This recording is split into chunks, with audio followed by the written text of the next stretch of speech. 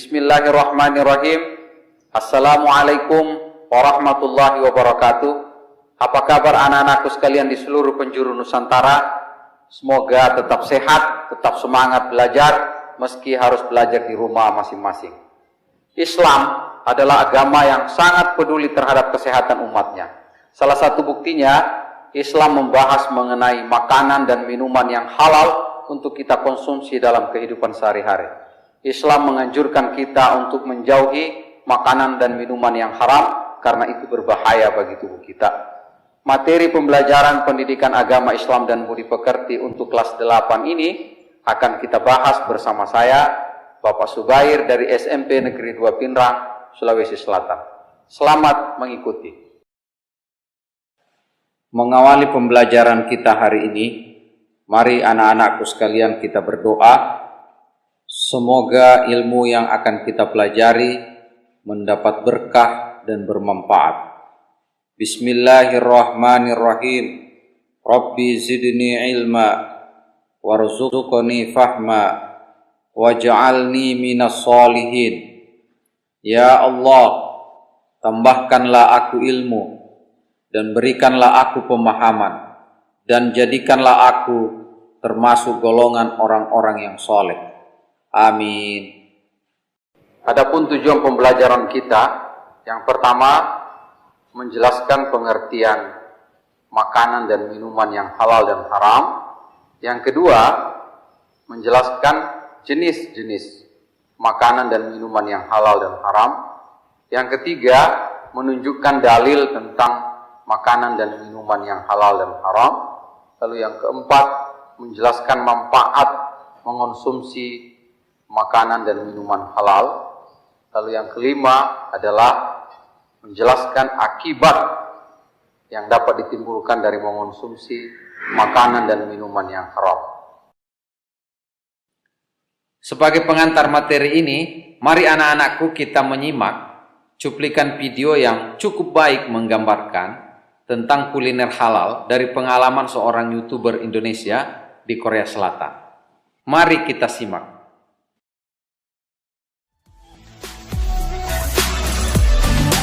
Jadi di Itaewon ini ada Masjid Sentral Seoul. Jadi di daerah sini tuh banyak makanan halal juga, restoran halal. Sekarang aku pengen ngajak teman-teman makan siang di salah satu restoran Korea yang halal. Namanya Mure Restoran. Nah, setelah kita belok kiri, kan semakin dekat sama masjid. Suasana muslimnya makin kental juga. Banyak restoran-restoran halal. Nah, salah satunya adalah restoran Siti Sarah ini. Setahu aku ini yang punya orang Indonesia deh, kalau nggak salah ya.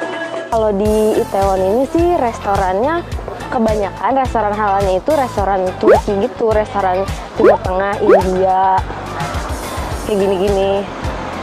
Kan, pokoknya logo-logo halal bertebaran. Bahkan ada travel umrah haji juga di sini. Setelah ketemu si travel tadi, langsung ada, tada, ini dia restoran yang aku mau ajak teman-teman makan. Namanya Mure. Jadi si Mure ini dia makanannya itu makanan Korea. Jadi dia makanan tradisional Korea, tapi halal. Jadi buat teman-teman yang mau nyobain kayak bulgogi, kimchi, tapi yang halal bisa kesini. Mure Restoran ini self-certified sebagai restoran yang halal. Jadi di Korea ini untuk restoran yang ada kategori halalnya itu ada 4 jenis. Yang pertama itu halal certified.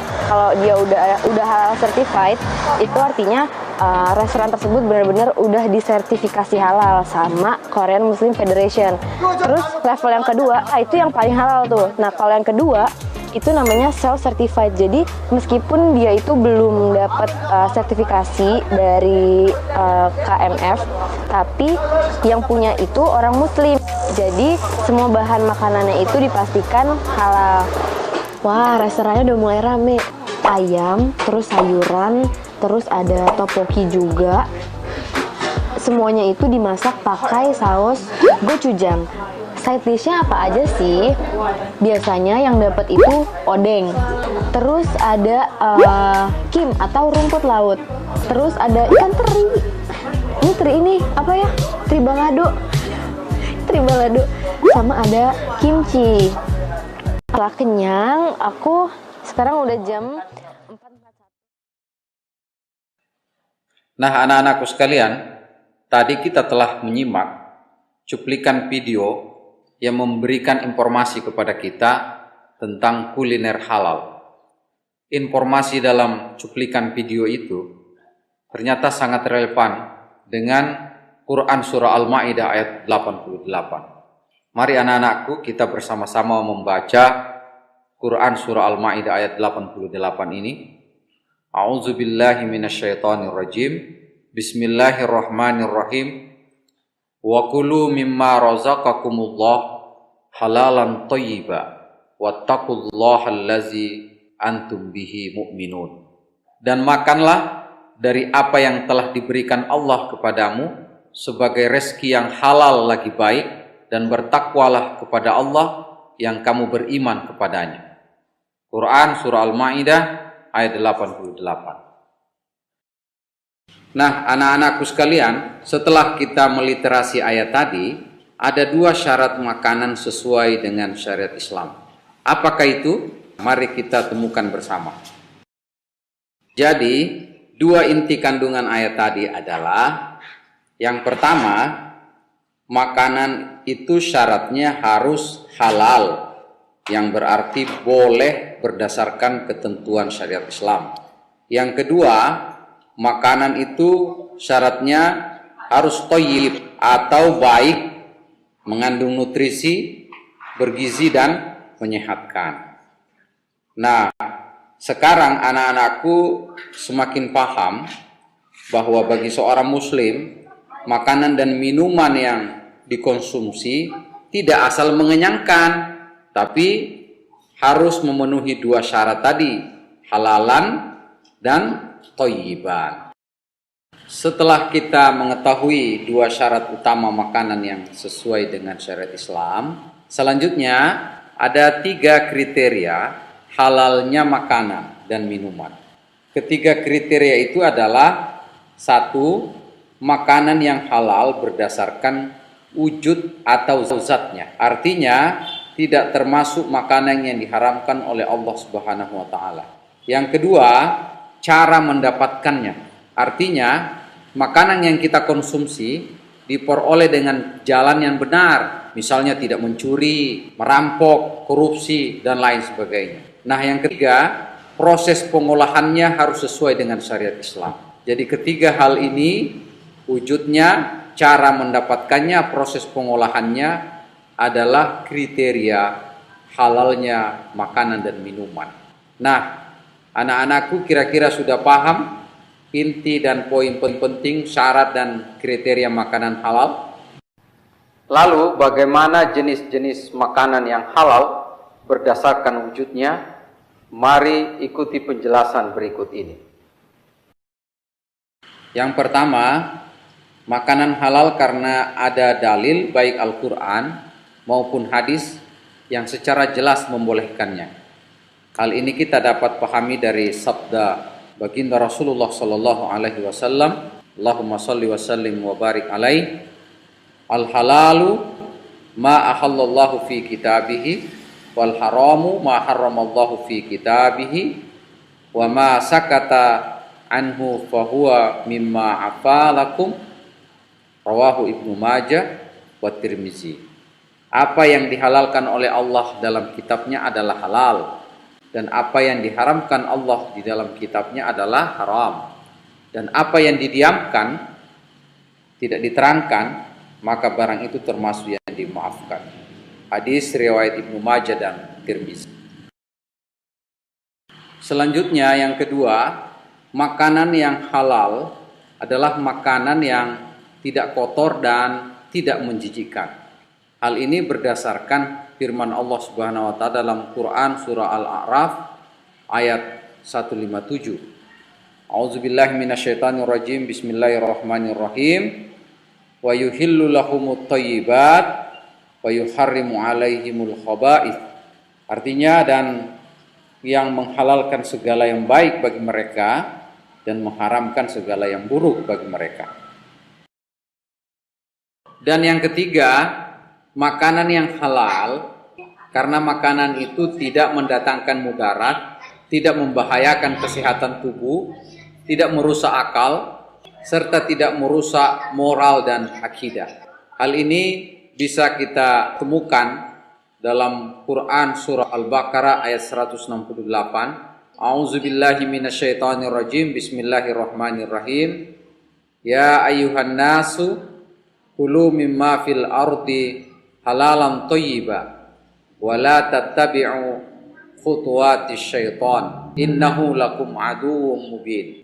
Wahai manusia, makanlah dari makanan yang halal dan baik yang terdapat di bumi ini, dan janganlah kamu mengikuti langkah-langkah setan. Sungguh setan itu musuh yang nyata bagimu. Nah, sekarang ini anak-anakku sekalian, kita akan membahas mengenai jenis-jenis makanan yang haram yang tidak boleh kita konsumsi. Simak penjelasan berikutnya. Makanan haram karena disebut secara jelas dalam Al-Quran.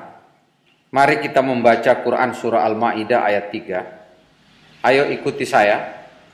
A'udzubillahi minasyaitonirrajim. Bismillahirrahmanirrahim.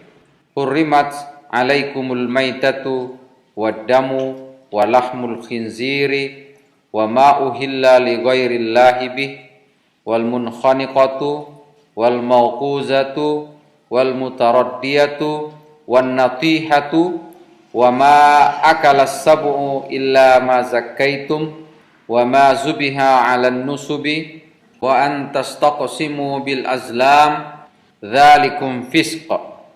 Artinya, diharamkan bagimu memakan bangkai, darah, daging babi dan daging hewan yang disembelih bukan atas nama Allah, yang tercekik, yang dipukul, yang jatuh, yang tanduk dan yang diterkam binatang buas, kecuali yang sempat kamu sembelih. Dan diharamkan pula yang disembelih untuk berhala, dan diharamkan pula mengundi nasib dengan azlam atau anak panah, karena itu perbuatan fasik. Quran surah Al-Ma'idah ayat 3. Berdasarkan Al-Quran surah Al-Ma'idah ayat 3 ini, ada jenis-jenis makanan yang haram. Yang pertama adalah bangkai, yang kedua adalah darah, yang ketiga adalah daging babi, yang keempat adalah daging yang disembelih atas selain Allah Subhanahu wa taala, yang kelima hewan yang mati tercekik, dipukul, ditanduk, diterkam, dan yang keenam adalah hewan yang disembelih untuk berhala. Makanan haram berikutnya adalah semua jenis makanan yang mendatangkan mudarat atau bahaya terhadap kesehatan badan, jiwa, akal, moral, dan akidah. Hal ini dapat kita pahami dalam Quran surah Al-A'raf ayat 33. A'udzubillahi minasyaitonirrajim. Bismillahirrahmanirrahim. Qul innama harrama rabbiyal fawahisha ma zahara minha wa ma batan wal ithma wal baghya bighairil haqq. Katakanlah Muhammad, Tuhanku hanya mengharamkan segala perbuatan keji yang terlihat dan yang tersembunyi, perbuatan dosa dan perbuatan zalim tanpa alasan yang benar. Quran surah Al-A'raf ayat 33. Selanjutnya, jenis makanan yang haram adalah semua jenis makanan yang kotor dan menjijikkan, atau dalam bahasa Al-Quran disebut dengan khobais. Ini kita bisa temukan penjelasannya dalam Quran surah Al-A'raf ayat 157. A'udzubillahi minasyaitonirrajim. Bismillahirrahmanirrahim. Wa yuhillu lahumut thayyibat wa yuharrimu alaihimul khaba'ith. Dan yang menghalalkan segala yang baik bagi mereka dan mengharamkan segala yang buruk bagi mereka. Makanan yang haram berikutnya adalah makanan yang didapatkan dengan cara batil atau tidak benar. Berdasarkan Quran surah An-Nisa ayat 29. A'udzubillahi minasyaitonirrajim. Bismillahirrahmanirrahim. Ya ayyuhalladzina amanu la ta'kulu amwalakum bainakum bil batili illa an takuna tijaratan an taradim minkum wa la taqtulu anfusakum innallaha kana bikum rahima. Wahai orang-orang yang beriman, janganlah kamu saling memakan harta sesamamu dengan jalan yang batil atau tidak benar, kecuali dalam perdagangan yang berlaku atas dasar suka sama suka di antara kamu. Dan janganlah kamu membunuh dirimu, sungguh Allah Maha Penyayang kepadamu. Quran Surah An-Nisa ayat 29. Setelah kita membahas mengenai ketentuan makanan halal dan haram, saya meminta kepada anak-anakku untuk menuliskan beberapa contoh makanan yang halal dan yang haram yang ada di sekitar kita, di sekeliling kita. Ayo mulai, persiapkan buku dan pulpennya dan mulailah menulis beberapa contoh yang ada di sekitar kita. Nah, anak-anakku sekalian, semoga anak-anakku sudah mampu memahami dan membedakan antara makanan yang halal dan makanan yang haram. Selanjutnya kita akan membahas mengenai minuman yang halal maupun yang haram. Mari kita lanjutkan pembahasan berikutnya. Minuman halal adalah minuman yang boleh diminum menurut ketentuan syariat Islam. Semua jenis minuman yang ada di muka bumi ini pada dasarnya adalah halal hukumnya, kecuali terdapat dalil Al-Quran atau hadis yang menyatakan keharamannya. Ada 4 jenis minuman halal. Yang pertama, minuman itu tidak memabukkan. Yang kedua, minuman itu tidak mendatangkan mudarat atau bahaya terhadap manusia, baik untuk kesehatan badannya, akalnya, jiwa maupun akidahnya. Dan yang ketiga, minuman itu tidak najis. Yang keempat adalah minuman itu harus didapatkan dengan cara yang halal, tidak dengan mencuri dan lain-lain. Kemudian minuman yang haram untuk kita konsumsi, apa saja kriterianya? Berikut penjelasannya. Minuman yang haram yang pertama adalah minuman yang memabukkan. Ini berdasarkan hadis Nabi, An Ibni Umar qala Rasulullah sallallahu alaihi wasallam, kullu muskirin khamrun wa kullu muskirin haramun, rawahu Abu Dawud. Dari Ibnu Umar ia berkata, Rasulullah sallallahu alaihi wasallam bersabda, setiap sesuatu yang memabukkan adalah khamar dan setiap yang memabukkan adalah haram, rawahu Abu Dawud. Dari hadis ini kita dapat pahami bahwa khamar itu mencakup segala sesuatu yang memabukkan, baik berupa zat cair maupun zat padat, baik dengan cara diminum, dimakan, dihisap, atau disuntikan ke dalam tubuh kita. Misalnya ganja, narkotika, morfin, heroin, bir, arak, dan berbagai minuman beralkohol lainnya. Semua minuman ini memabukkan dan berbahaya terhadap tubuh kita. Minuman haram berikutnya adalah minuman yang berasal dari benda najis atau benda yang terkena najis. Misalnya minuman yang terkena kencing kucing. Minuman yang haram berikutnya adalah minuman yang didapatkan dengan cara batil atau tidak halal. Misalnya minuman yang didapatkan dengan cara merampok, merampas, dan memeras. Setelah kita membahas mengenai ketentuan minuman halal dan haram, kembali lagi kepada anak-anakku saya minta untuk menuliskan beberapa contoh minuman yang halal dan yang haram yang ada di sekitar kita. Ayo mulai. Nah, anak-anakku sekalian, tadi kita telah membahas mengenai kriteria dan jenis-jenis makanan dan minuman yang halal maupun yang haram. Tentunya kita telah memiliki gambaran mengenai apa manfaat dari mengonsumsi makanan dan minuman yang halal itu. Begitu pula sebaliknya, apa akibat buruk dari mengonsumsi makanan maupun minuman yang haram. Untuk itu, mari ikuti penjelasan berikut ini. Seseorang yang membiasakan dirinya mengonsumsi makanan dan minuman yang halal, tentu akan memperoleh manfaat bagi dirinya. Satu, mendapat ridha Allah karena telah menaati perintahnya dalam memilih jenis makanan dan minuman yang halal.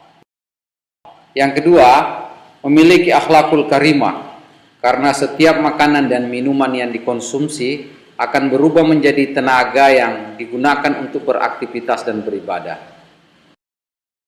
Dan ketiga, terjaga kesehatannya karena setiap makanan dan minuman yang dikonsumsi bergizi dan baik bagi kesehatan badan. Lalu bagaimana akibat buruk atau bahaya dari mengonsumsi makanan dan minuman haram ini? Anak-anakku sekalian, tentu makanan dan minuman yang haram ini akan menimbulkan banyak sekali akibat buruk, baik bagi diri sendiri, orang lain, masyarakat sekitar, maupun lingkungan secara luas. Akibat buruk itu antara lain, satu, amal ibadahnya tidak akan diterima dan doanya tidak akan dikabulkan oleh Allah Subhanahu wa taala. Yang kedua, makanan dan minuman haram bisa merusak jiwa, terutama minuman keras khamar. Akibat buruk minuman khamar diantaranya, satu, menyebabkan berbagai macam penyakit psikologis atau gangguan jiwa. Misalnya gangguan daya ingat, gangguan mental, kegagalan daya pikir. Yang kedua, minuman keras itu menimbulkan beban mental, emosional, dan sosial yang sangat berat. Dan yang ketiga, menimbulkan beban penderitaan berkepanjangan dan hancurnya masa depan dari orang ini.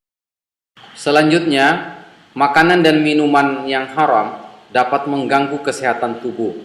Misalnya, khamar dapat menyebabkan berbagai macam penyakit fisik, di antaranya tekanan darah tinggi, kanker, jantung, liver, sistem kekebalan tubuh menurun, serta rusaknya jaringan saraf otak.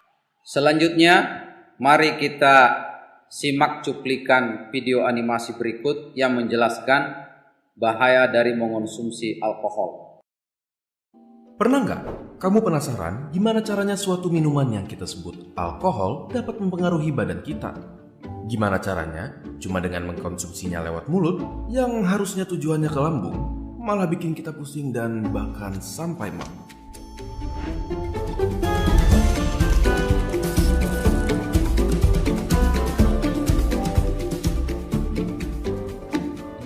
Coba kita mulai dari alkoholnya sendiri.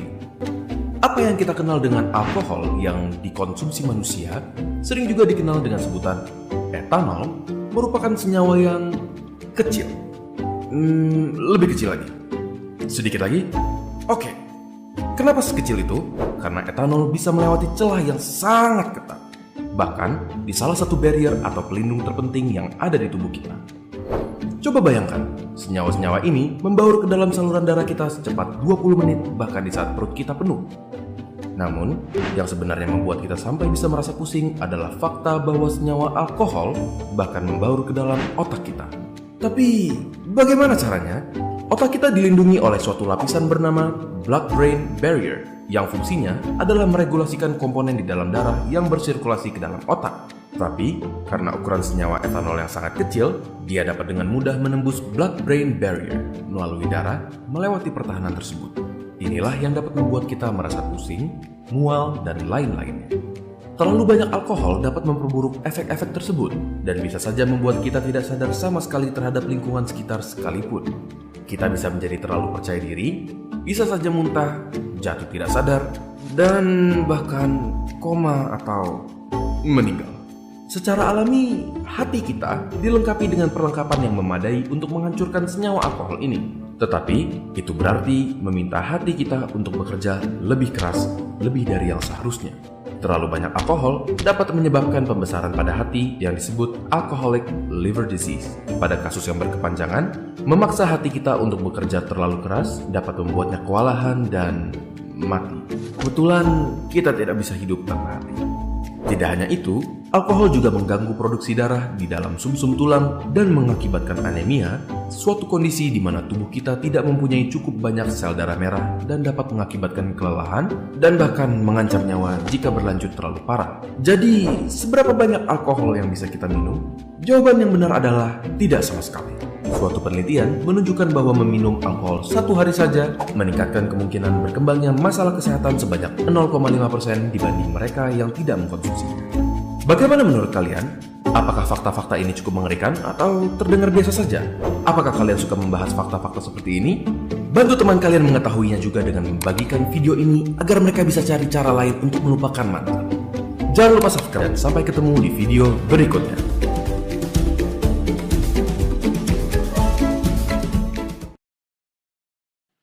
Dan yang keempat, makanan dan minuman haram menghalangi seseorang dari mengingat Allah Subhanahu wa taala. Hal ini dapat kita pahami dalam Quran surah Al-Maidah ayat 91. A'udzubillahi minasyaitonir rajim. Bismillahirrahmanirrahim. Innama yuridu syaitanu ayyuki'a bainakumul adawata wal baghdha'a fil khamri wal maisir wa yasuddakum an zikrillahi wa anis salati fahal antum muntahun. Dengan minuman keras dan judi itu, setan hanyalah bermaksud menimbulkan permusuhan dan kebencian di antara kamu dan menghalang-halangi kamu dari mengingat Allah dan melaksanakan sholat. Maka tidakkah kamu mau berhenti? Quran surah Al-Maidah ayat 91. Baiklah anak-anakku sekalian, untuk melatih penguasaan materi ini, Bapak telah membuat kuis online yang bisa diakses melalui alamat yang tertera pada layar tiny.cc/makanan12. Sebelum Bapak mengakhiri pembelajaran kita hari ini, saya kembali berpesan kepada anak-anakku untuk tetap teliti, berhati-hati dan selektif dalam memilih jenis makanan maupun minuman. Pilihlah jenis makanan dan minuman yang halal dan baik, yang menyehatkan tubuh kita, yang berberkah dan mendapat ridha dari Allah Subhanahu wa taala, dan pilihlah atau belilah makanan dan minuman yang berlabel halal, terutama jenis makanan dan minuman dalam bentuk kemasan. Dan tak lupa pula saya berpesan kepada anak-anakku sekalian, untuk sementara tetaplah di rumah, hindari keramaian, jaga jarak sosial. Kalau terpaksa harus keluar rumah, gunakanlah masker, seringlah cuci tangan, bersihkanlah lingkungan sekitar, dan yang paling penting, mari tetap berdoa. Semoga Allah Subhanahu wa taala bisa mengeluarkan kita dari wabah yang sedang melanda bangsa dan negara kita. Cukup sekian. Wassalamualaikum warahmatullahi wabarakatuh.